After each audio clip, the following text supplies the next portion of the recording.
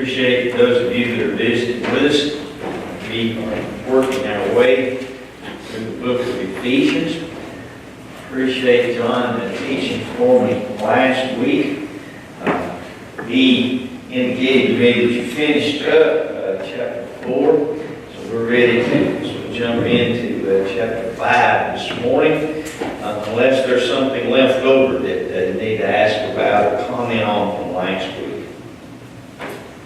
Okay, I do have a couple things I did want to back up and mention. As no doubt you dealt with last week, these last few verses of chapter 4 truly deal with the issue of the tongue, the issue of being very careful, guarding what we say, how we say it, who we say it to, when we say it, where we say it. I guess there's just no area where, as Christians, we make so many mistakes. There's the tendency for us, I guess I'll speak for myself, you run your mouth before your brain is in gear. And then you wish you could take it back. You wish you would have been quiet. Being quiet, listening, is supposedly one of the most difficult things in the world. And I believe that it is. We automatically seem to be oriented toward responding rather than listening carefully and then responding. So Paul, aware of that, deals with, in this practical application section of the book of Ephesians, with some of these different ideas and some of these challenges. And I think that one thing I did want to make mention of is the fact that today with social media, we see this with our president, we see this everywhere. People will say things, they'll have it on Facebook, or they'll tweet, or even in a text, things that they would not say to your face.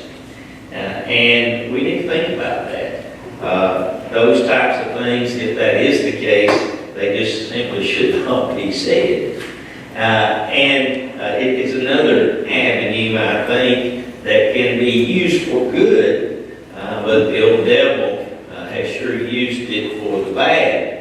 When we say things that shouldn't be said, or we post things that should not be posted. So it all ties together. So we'll begin with verse 32, because I think that's the introduction to the 5th chapter. And be kind to one another, tender-hearted, forgiving one another, even as God in Christ forgave you. This should be the norm for us as Christians. Being kind, being thoughtful, being tender-hearted in what we say and in what we do.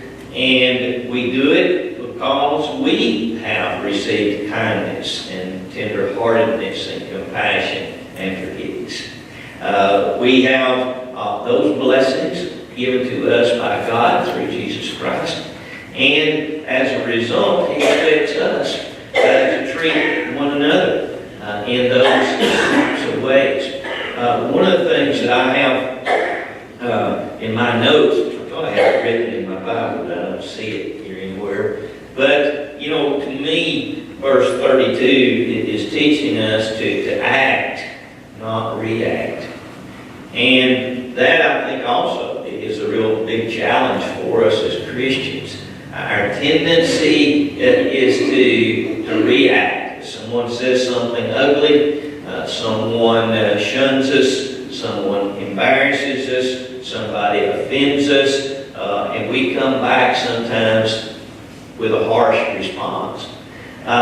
If we could learn to act with more kindness and thoughtfulness and forgiveness, we wouldn't face those situations nearly as much, because that type of an attitude kind of bleeds over in the way that people will treat us. So a powerful life lesson, I think, in verse 32 of chapter 4, encouraging us as Christians to develop, to work on being thoughtful and not saying things that will hurt or will offend. And I think most of the time, if we would just take a minute to think about it, we would realize that if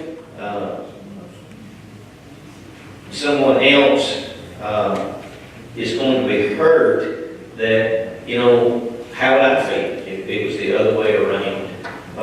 And if I would maybe be hurt, or if I maybe would be offended by what somebody says to me, it's likely that they'll be hurt or offended by what you say to them. Now, as an introduction to chapter 5, anything that anybody wants to comment on? Okay, therefore, and we've talked about that,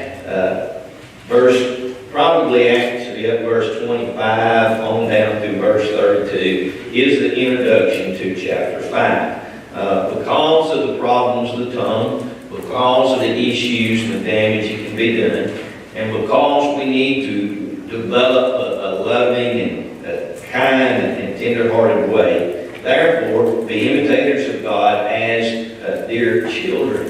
So we are to look to God for the example, look to God to see how that we need to act. And it's interesting, as dear children, we wear the family name if we call ourselves Christians. And because we are wearing the family name, we need to honor that. We are representatives of God. And representatives of God should be kind and thoughtful, should not use bad language, should not be involved in slander or in gossip. Probably those of us with children, we have reminded them at times when they were growing up, you represent the family. And what you said or what you have done is a reflection on the family and the family name. The same thing is true with us as Christians. And one of the things that we've noted many times over the years is the fact that in a community, even no larger than ours, but it maybe more true in a smaller community than a large one. So opposite what I was thinking.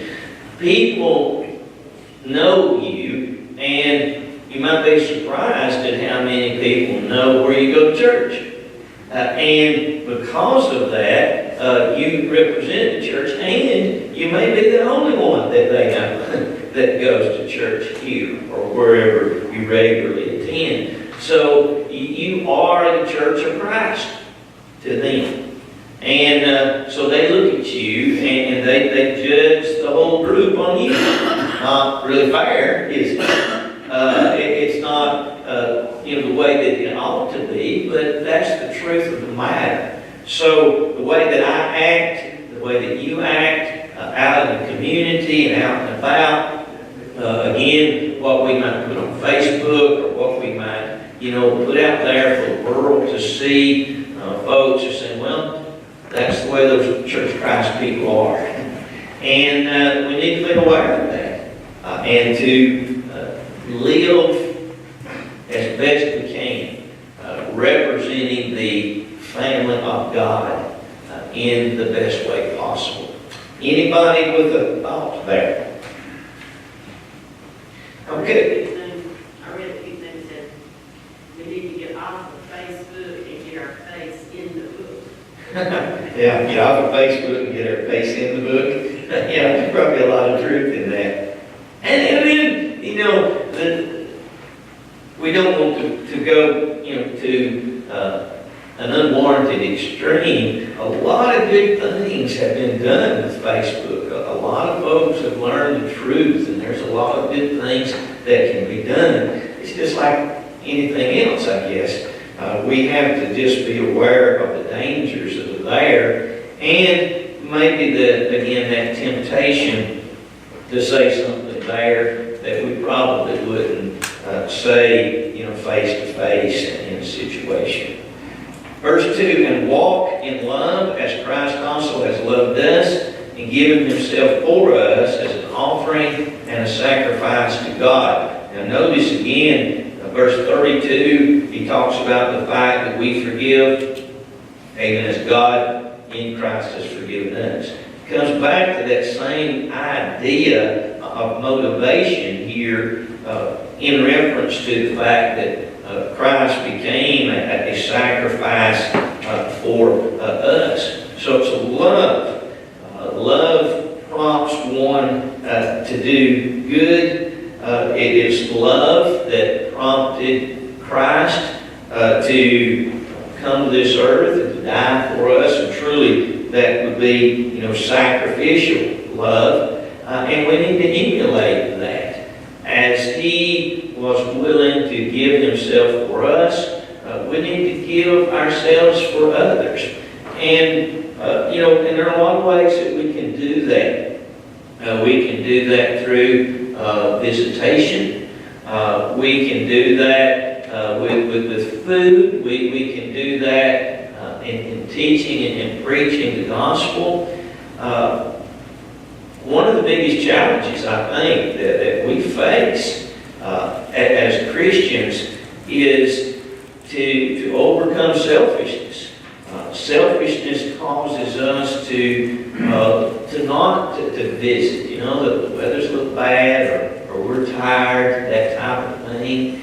And we're doing this and we're doing that.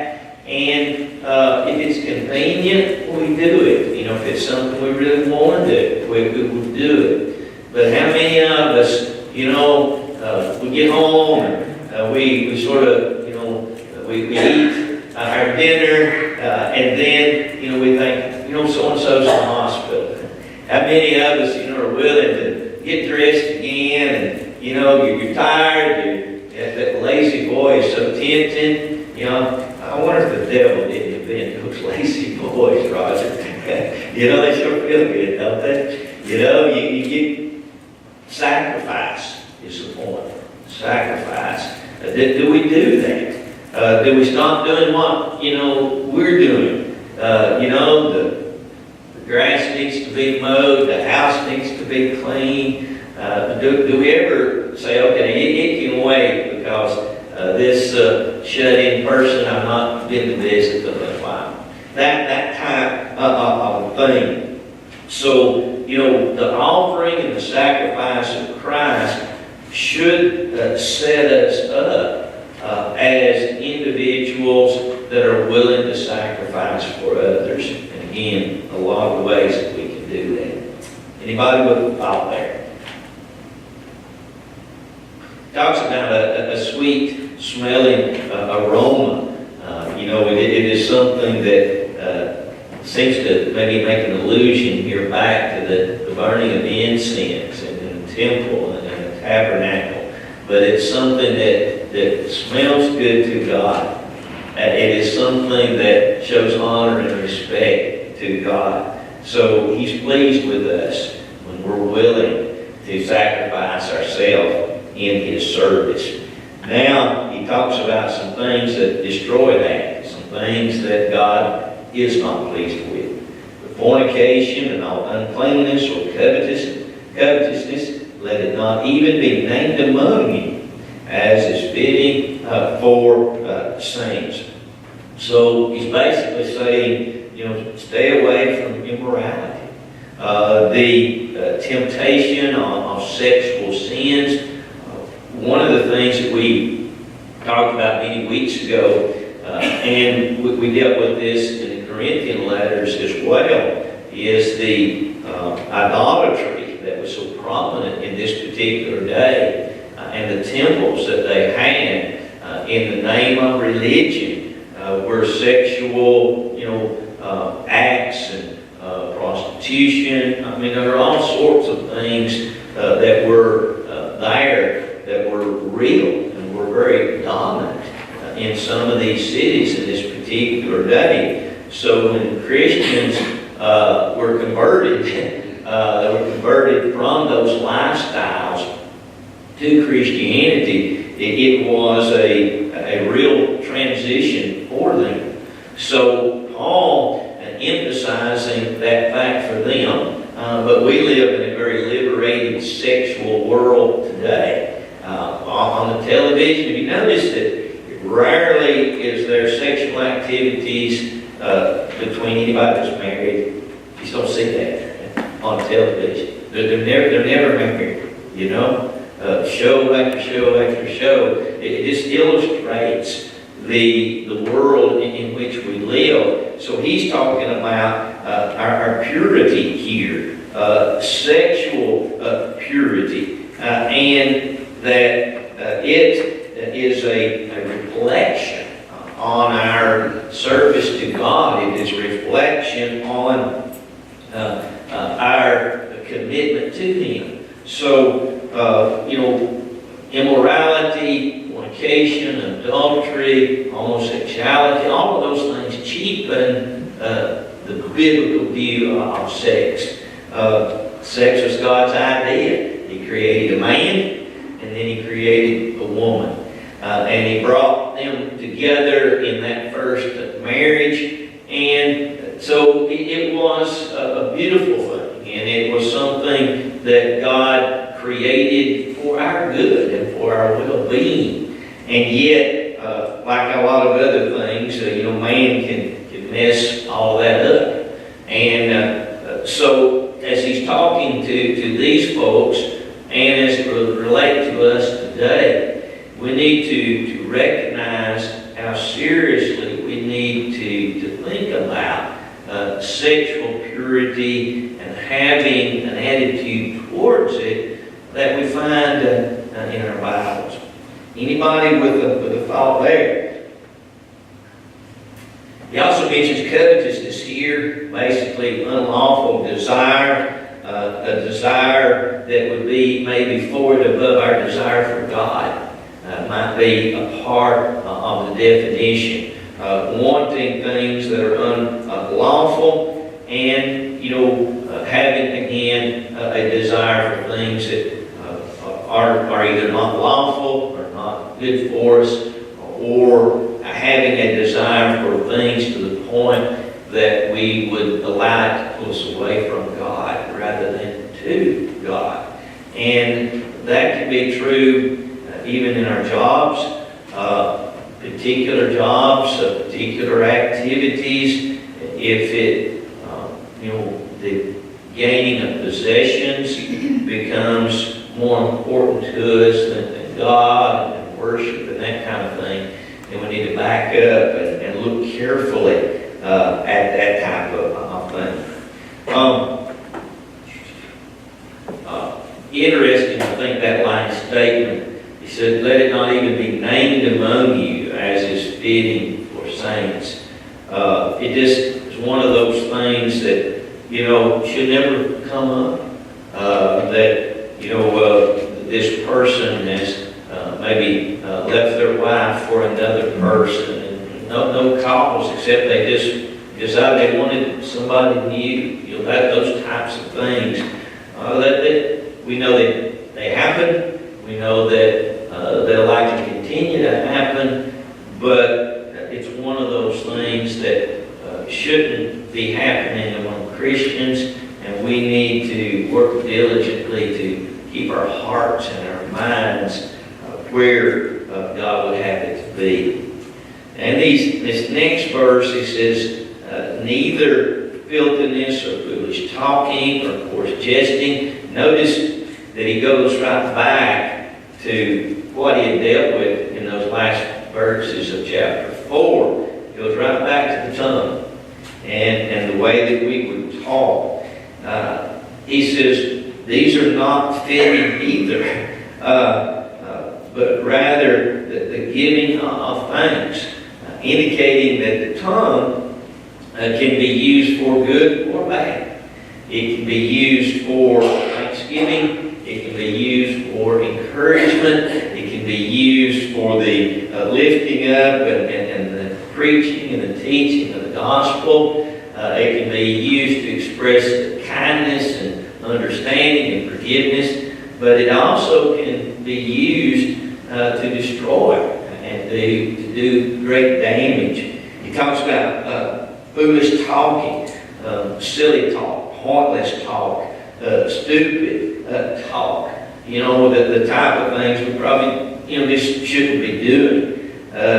Jesting is something that, by definition, seems to be the type of language that would ridicule modesty within this particular context of what he's talking about here.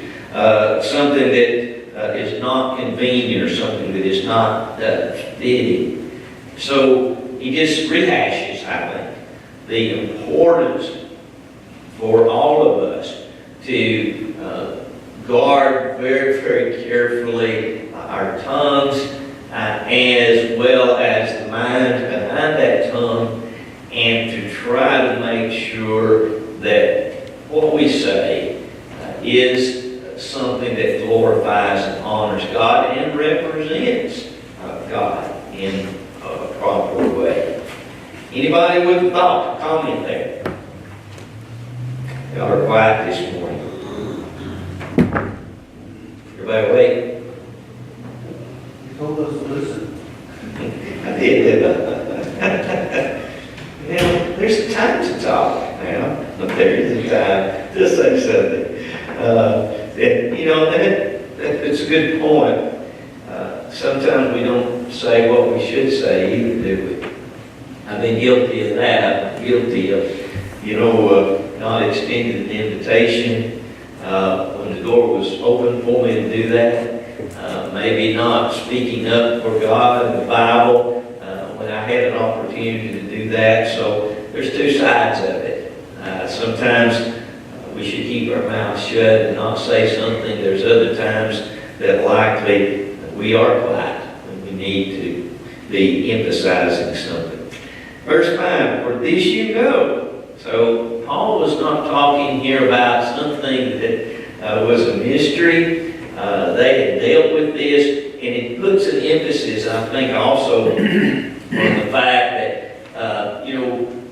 we're, upon occasion, we're going to hear something new. We're going to come together like this, and we're going to learn something. But more times than not, what we're going to talk about is things that you've heard of before, things that you've studied before. It may be something that you've forgotten and not thought about for a while, but there needs to be a rehearsing. There needs to be duplication. We need to hear the gospel story again and again and again. And we recognize that, I think, with children. How do they learn their letters? How do they learn their numbers? How do they learn their colors? Well, it's over and over and over again until they get it. Well, there's a need for us to constantly be reminded. And that is probably one of the plugs for church attendance. Why do we need to be here in Bible class? It is because we need to be reminded. We need to learn, but we also need to rehearse these things and once again remind ourselves of how important it is to live in a certain way, to act. He uses the word walk, which, the way of life, the manner of life. And that's one of the beautiful things about coming together on the first day of the week. It reminds us, hopefully it encourages us, it gives us strength for the week, but it also puts us hopefully in a position to be conscious of who we are and how we need to act this week. And Wednesday night Bible study, a wonderful opportunity at midweek to study and to think. One thing for sure, our minds are filled with a lot of garbage the rest of the time. From the internet to the papers to the TV, we're bombarded with bad things. We're bombarded with negative things. We're bombarded with who's shooting who and what's going on in this whole world. We need time to come together where we can focus on the Bible, focus on God.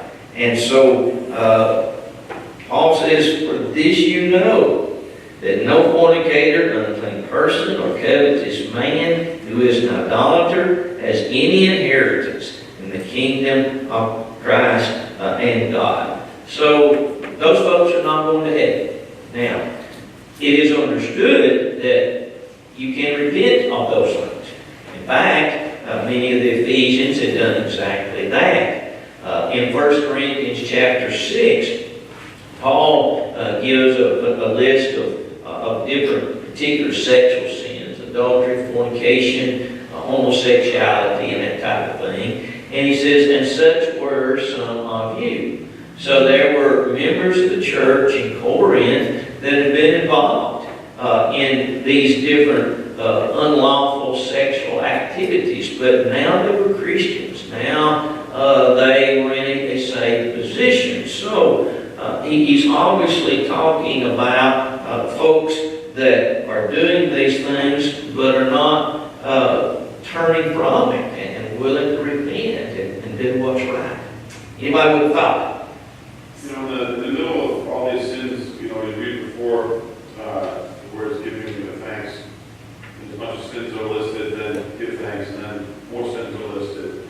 And I'm sitting here trying to figure out why in the middle of everything is he saying, give thanks? Am I supposed to be saying, like the Pharisee, thank you that I'm not like that guy over there?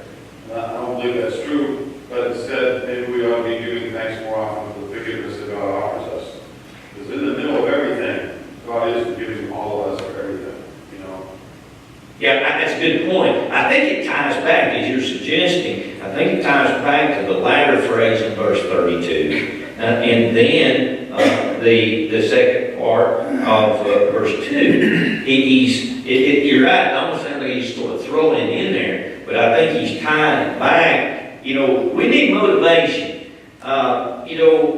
This to tell our kids, you don't have sex before marriage, okay? But why? You know what? That there needs to be reasons given to keep yourself pure, to not do things that are, we tell them don't drink. Well, okay, it's one thing to say don't drink. It's another thing to explain to them the damage that is done and the hurt that is done and the sinfulness of drunkenness and that type of thing. So it would seem to me here that he's sort of jumping back and saying, you have all these blessings. Don't throw them away. That there's a reason to give thanks. You've been pulled out of these things by God's forgiveness. Don't throw that away and go back into it. That's a good point. Well, that's been their lifestyle, so they had to learn. Yes. And they had to learn the blessings that are in Christ. They had to learn a better way of living, and that it was better to not use their bad language. It was better to be faithful to their wives, be faithful to their husbands, and that type of thing. They did. And we need to be reminded of that too. Sometimes we all know folks that have been faithful in church far as we can see and observe, and then they just quit. We say, they sort of throw in the towel. They say, what's the use? Well, sometimes, maybe all of us feel a little bit that way. We get down, we get discouraged, we're trying, and it seems like what we do just don't work out. We need to be reminded of why we need to be here. We need to be reminded of why it's important to be Christians. And I think that's somewhat what he's doing here in verse 5. He's saying, you're just throwing heaven away. Whatever the sacrifice, whatever the efforts, it's worth it because of the blessings now, but also of heaven in the future as well. We're all here this morning because we want to go to heaven. We want to go. Whatever we have to do, whatever we have to stop doing, it's going to be worth the efforts of that, for us to do what's right. Yes, sir. He goes on, and I don't want to get front of it too much here, but he goes over in the next verse, he reminds me again, this is the kind of life you were living back there when you were in darkness. Now you're in the light now, so you need to be, you need to be showing your light. Yeah. I think that's what he's getting at. And it goes back to that verse that you quoted a few moments ago, says, in the fact that such were some of you, now you're changed, you're different. God's forgiven you for what you were, but He expects you to be obedient to what you are. Yeah, good point. Amen. Well, it shows that it was very strong and hard for them because they did do all this, and it's still just as strong, just as powerful today. We live in a world that has that same problem today, and we buy into it. Sometimes, man, people say, I was born this way, I can't change, and then we say, okay, then I accept you how you are. Yeah, yeah. The tendencies are still there. The weaknesses are still there. The battles are still there. And again, we have to constantly be aware of those dangers and the temptations. And, we talked about the fact that we're different as human beings. And this is where I think our understanding and our compassion needs to come in. For some of us, there's no way that we are going to take a drink of anything. It would make us sick or whatever. But you may be one of those that says, boy, I can just taste it. It tasted so good. Same thing with sexual activities. We're different. Money, whatever. All of those areas that, could get us in real trouble. There is a need for us to constantly be reminded of the weaknesses that are there in each of us, to support and encourage one another, but I also need to be aware of myself and the dangers that are there. Notice what he goes on in verse 6. He says, let no one deceive you with empty words. For because of these things, the wrath of God comes upon the sons of disobedience. It comes back to what you were saying there. We can convince ourselves that, well, that's just the way human beings are. I was born this way with this, temptation, and surely God would not condemn me, for doing something. God made me a sexual being, and surely God would not, condemn me for expressing that in a way that maybe others would not do. Well, when we read our Bibles, the Bible makes it pretty plain that God does expect us to live in a certain way and conduct ourselves in a certain way. What they had then is pretty much what we have today. There were those that taught that such characteristics or actions really did not affect the character of a child of God. There are a lot of folks today that believe that they can drink and they can use drugs and they can disregard God's laws on sex, disregard God's law on money, that type of thing, and still be a faithful Christian. That surely shouldn't matter. Well, they had that same attitude back then. So he's talking here about walking in a certain way. Verse 2, and walk in love. And then in verse 6, I think he's suggesting that we can convince ourselves, if we're not careful, that we're fine the way we are, even though we're not really living what the Bible teaches and what God says. Verse 7, therefore do not be partakers with them. Don't be partakers of those that would use terrible language, those that would not respect God's principles and God's laws, regardless of which particular area we're having to be talking about. Anybody with a thought there? Down through verse 7. One thing for sure, he's emphasizing the fact that if they were partakers in these unlawful, these sinful activities, they were also going to be partakers in the punishment. And we need to be aware of that motivation as well. If we want the rewards, if we want the blessings, then we'll have to participate in those things that will be leading to that direction. If we don't, then we're going to suffer in other ways as well.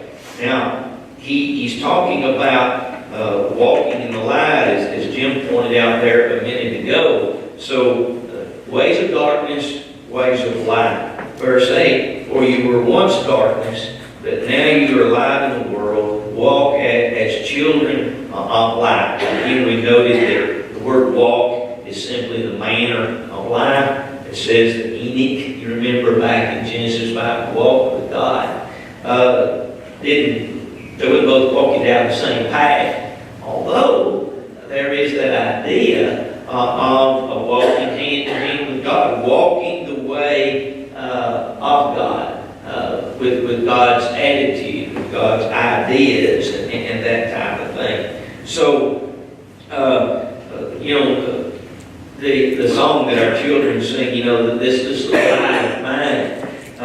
There's a lot of illustrations in the Bible about light and letting our light shine. There are many warnings against walking in darkness, walking in the way of the world. Well, there's a sense in which they were light. As Christians, we are light. We've got our little light, but we are light. We are representatives of God.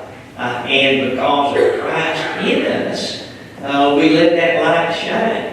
And people do recognize and see that we talk different, that we act different, that we live different. And that's something that we definitely need to be very conscious of.